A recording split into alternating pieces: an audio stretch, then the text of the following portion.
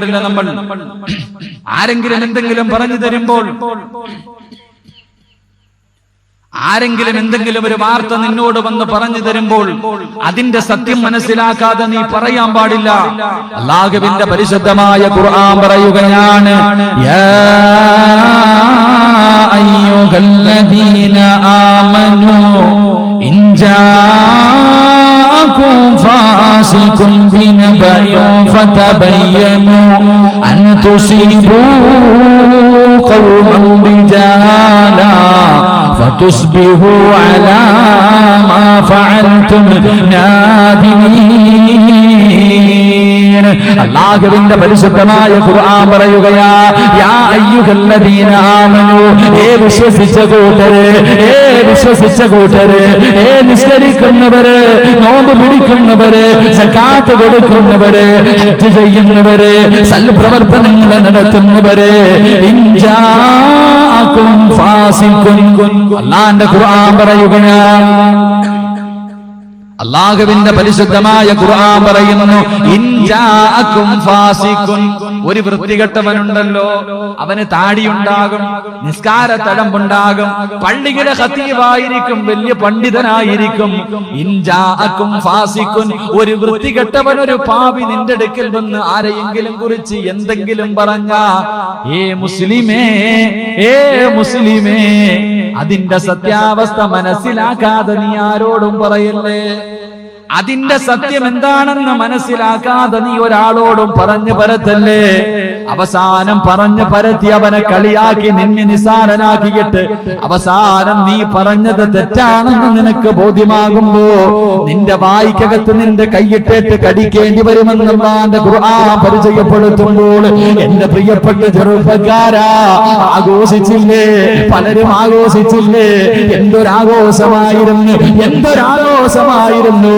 ഒരു വാർത്ത കിട്ടിയപ്പോ അതാ ഫേസ്ബുക്കിലും യൂട്യൂബിലും ഫ്ലെക്സിബിൾ അടിച്ചു വെക്കാൻ ആൾക്കാരുണ്ടായിരുന്നല്ലോ. അതൊരു ആലിമാണെന്ന് നിങ്ങളാരും ഓർത്തില്ല, ഒരു ആലിമാണെന്ന് ആരും ഓർത്തില്ല. അവന് ഭാര്യ മക്കളുണ്ട്, കൂടപ്പിറപ്പുകളുണ്ട്, സമൂഹത്തിൽ നിലയും വിലയുമുള്ളവനാണെന്ന് ആരും നോക്കിയില്ലല്ലോ. എല്ലാരും ആഘോഷിച്ചില്ലേ? എല്ലാരും ആഘോഷിച്ചില്ലേ? പറഞ്ഞു തരട്ടെ ചെറുപ്പക്കാരാ, ആഘോഷത്തിൽ നിങ്ങളെ കാടി തിമിർത്തപ്പോ, ആഘോഷത്തിൽ എല്ലാവരും കളിയാക്കിയിട്ട് പുഞ്ചിരിച്ചപ്പോ, അല്ലാഹുവിന്റെ പ്രവാചകൻ പഠിപ്പിക്കുകയാ, അല്ലാഹുവിന്റെ റസൂൽ പഠിപ്പിക്കുകയാ, 1400 വർഷങ്ങൾക്ക് മുമ്പ് പ്രവാചകന്റെ സഹാബിയായ മഹാനായ സയ്യിദുനാ ഉമർ ഇബ്നുൽ ഖത്താബ് തങ്ങളുടെ വീട്, അല്ലാഹുവിന്റെ റസൂലിന്റെ വീടിനകത്തേക്ക് ഉമർ ഇബ്നുൽ ഖത്താബ് ഓടി വരികയാ. അല്ലാഹുവിന്റെ പ്രവാചകന്റെ സഹാബിയായ മഹാനായ ഉമർ ഇബ്നുൽ ഖത്താബ് തങ്ങൾ അല്ലാഹുവിന്റെ പ്രവാചകന്റെ വീടിനകത്തേക്ക് കരഞ്ഞു വിളിച്ചുകൊണ്ട് ഓടി വരികയാ. അല്ലാഹുവിന്റെ റസൂൽ ചോദിച്ചു, ഉമറേ, എന്തിനാ കരയുന്നത്, എന്തിനാ കരയുന്നത്? അവിടെന്ന് പറയുന്നു, നബിയേ, യാ റസൂലല്ലാഹ്, ഒരു ചെറുപ്പക്കാരന് കഴുവയുടെ കില്ല് പിടിച്ചിട്ട് കരയുന്ന നബിയേ, ഒരു ചെറുപ്പക്കാരൻ കരഞ്ഞുകൊണ്ട് ദുആ ചെയ്യുകയാ. നെഞ്ചു പൊട്ടിയിട്ട് കരയുന്ന കരച്ചിൽ കണ്ടിട്ട് എനിക്ക് സഹിക്കാൻ കഴിഞ്ഞില്ല യാ റസൂലല്ലാഹ്. അല്ലാഹുവിന്റെ പ്രവാചകന്റെ വീടിനകത്തേക്ക് കടന്നു വന്നിട്ട് കിസ്റയെയും കൈസറയെയും ഉറപ്പിച്ച ഉമർ ഇബ്നുൽ ഖത്താബ് തങ്ങള് അല്ലാഹുവിന്റെ റസൂലിന്റെ വീടിനകത്തിരുന്ന് കരഞ്ഞുകൊണ്ട് പറയുമ്പോൾ അല്ലാഹുവിന്റെ റസൂൽ ചോദിച്ചു, ഉമറേ, ഏതാണ് ആ ചെറുപ്പക്കാരൻ, ഏതാണ് ആ ചെറുപ്പക്കാരൻ? ആ ചെറുപ്പക്കാരൻ ഒന്ന് വിളിച്ചു കൊണ്ടുവരുമോ? നിന്നെ കരയിപ്പിച്ച ചെറുപ്പക്കാരൻ ഒന്ന് വിളിച്ചു കൊണ്ടുവരുമോ? അല്ലാഹുവിന്റെ പ്രവാചകന്റെ വീടിനകത്തേക്ക് ഉമർ ഇബ്നുൽ ഖത്താബ് തങ്ങള് കഅബയുടെ ചില്ലയിൽ പിടിച്ചുകൊണ്ട് പൊട്ടിക്കരയുന്ന ചെറുപ്പക്കാരനെ വിളിച്ചുകൊണ്ട് കടന്നു വരുമ്പോൾ അല്ലാഹുവിന്റെ റസൂൽ ചോദിച്ചു, പൊന്നുപോലെ, എന്തിനാ കരയുന്നത്, എന്തിനാ കരയുന്നത്? കരയാൻ തുടങ്ങിയിട്ട് നാളുകളായല്ലോ, എന്തു പാപമാ പൊന്നുപോലെ നീ ചെയ്തത്? അല്ലാഹുവിന്റെ പ്രവാചകൻ ചോദിക്കുമ്പോൾ അവിടെ പറയുന്നു, നബിയേ, എന്റെ ജോലി എന്തായിരുന്നെന്നറിയുമോ? എന്റെ ജോലി എന്തായിരുന്നെന്നറിയുമോ? എന്റെ നാട്ടിൽ ആരെങ്കിലും മരണപ്പെട്ടാൽ ആ മയ്യത്ത് കുളിപ്പിച്ച കഫൻ പൊതിഞ്ഞ് പള്ളിയിൽ കൊണ്ടുപോയി നിസ്കരിച്ചിട്ട് 6 അടി മണ്ണിനകത്തേക്ക് മയ്യത്ത് കഫൻ പൊതി പൊതിഞ്ഞിട്ട് ഇറക്കി വെക്കുകയാ. കബറിനകത്തേക്ക് മയ്യത്തിറക്കി വെച്ചിട്ട് എല്ലാവരും കബറിന്റെ ഭാഗത്ത് നിന്ന് മടങ്ങി പോകുമ്പോ പിടിമാറി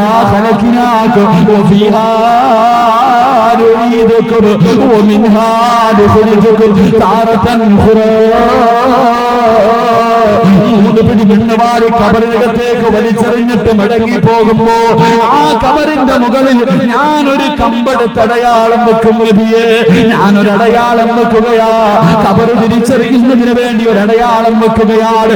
എന്നിട്ട് തന്റെ വീട്ടിലേക്ക് കടന്നു പോവുകയാണ്.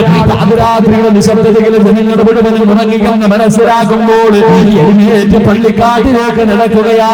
അടയാളം വെച്ച കബറിന്റെ ഓരത്ത് പോയിട്ട് ആ കബറങ്ങ് മാറ്റുകയാ, ആ കബറങ്ങ് മാറ്റുകയാ, മണ്ണ് വെട്ടി മാറ്റുകയാ.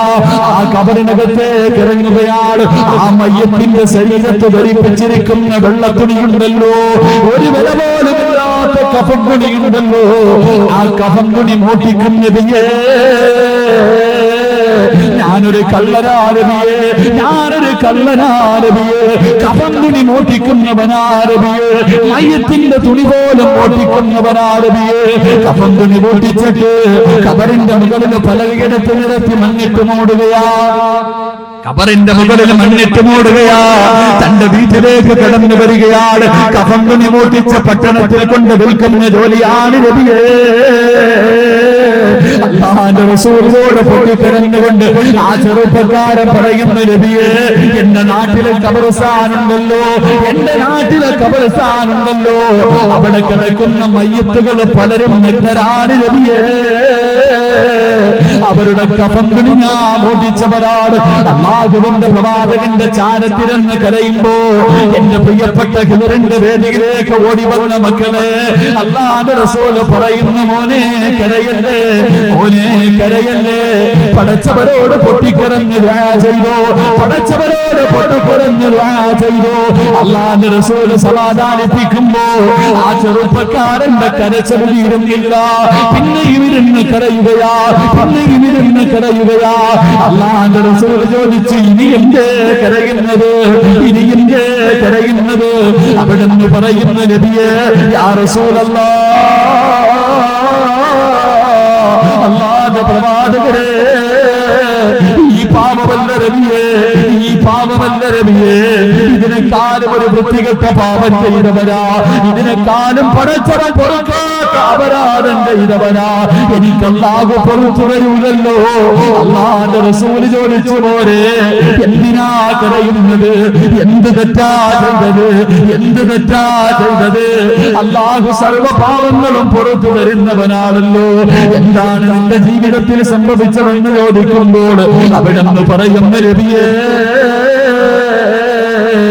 എന്റെ നാട്ടിലൊരു സാലിഹത്തായ പെണ്ണ് മരിച്ചു നബിയേ.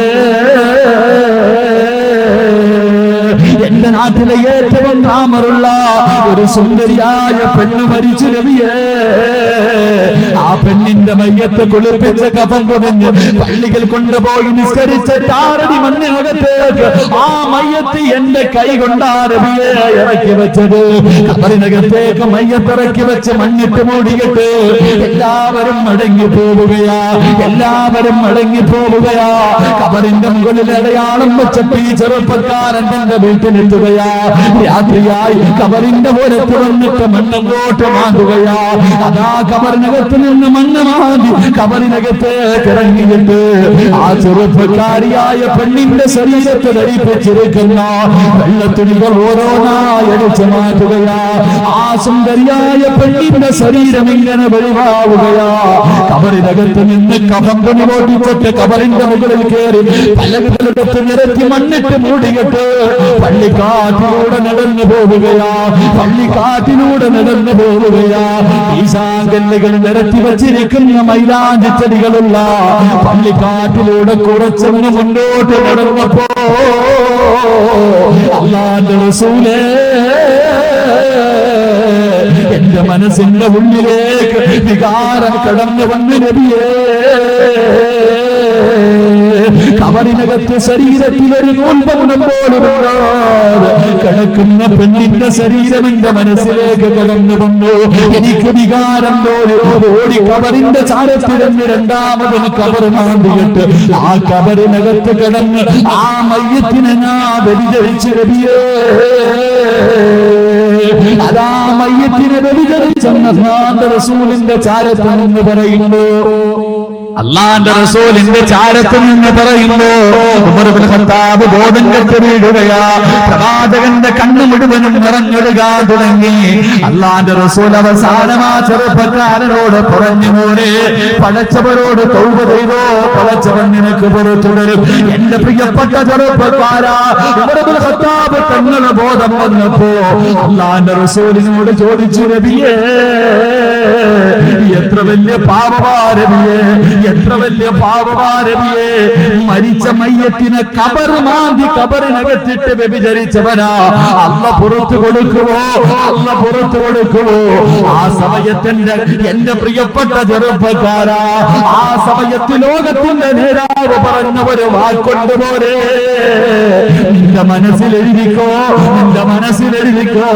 അല്ലാഹുവിന്റെ റസൂൽ പറയുന്നു, ഉമ്മറേ, ഇവനല്ല പുറത്തു കൊടുക്കും, ഇവനല്ല പുറത്തു കൊടുക്കും. പക്ഷേ പടച്ചവൻ പുറത്തു കൊടുക്കാത്ത ഒരുത്തരുണ്ടുമരെ, അവൻ ആരെന്നറിയുമോ, അവൻ ആരെന്നറിയുമോ? മുസ്ലിമായ കൂടപ്പുറപ്പിന്റെ പച്ചയിറച്ചി തിന്നവനുണ്ടല്ലോ, അവൻ നിസ്കരിച്ചിട്ട് കാര്യമില്ല, അവൻ നോമ്പ് പിടിച്ചിട്ട് കാര്യമില്ല, അവൻ ഹജ്ജ് ചെയ്തിട്ട് കാര്യമില്ല. എന്റെ പ്രിയപ്പെട്ട ചെറുപ്പക്കാരോട് ഓർമ്മപ്പെടുത്തുകയാ, മറ്റുള്ളവന്റെ പച്ചയിറച്ചി തിന്നവരെ, ആഘോഷിച്ചവരെ നാളെ പടച്ചവന്റെ സ്വർഗം നിന്നെ വിളിക്കുന്നതാ. നാളെ പടച്ചവന്റെ സ്വർഗത്തിന്റെ 8 കവാടങ്ങളും തുറന്നിട്ട് കൊണ്ട് പടച്ചവൻ നിന്നെ വിളിക്കുന്നു. അല്ലാഹുവിന്റെ സ്വർഗത്തിലേക്ക് ഓടുമ്പോരെ, പടച്ചവന്റെ സ്വർഗത്തിലേക്ക് നീ ഓടിച്ചൊല്ലുമ്പോ അന്ന് പടച്ചവന്റെ സ്വർഗം അടച്ചുകൊണ്ട് നിന്നെ കളിയാക്കുന്നതാ. ഇന്ന് നാട്ടുകാരുടെ മുന്നിൽ നീ 40 പേരുടെ മുന്നിൽ കളിയാക്കിയെങ്കിൽ നാളെ പടച്ചവൻ കോടാനി കോടി ജനങ്ങളുടെ മുന്നിൽ വെച്ച് നിന്നെ നാണം കെടുത്തു. എന്റെ പ്രിയപ്പെട്ട ചെറുപ്പക്കാരാ, അല്ലാഹുവിന്റെ റസൂൽ പറയുകയാ, ഏത് പാപം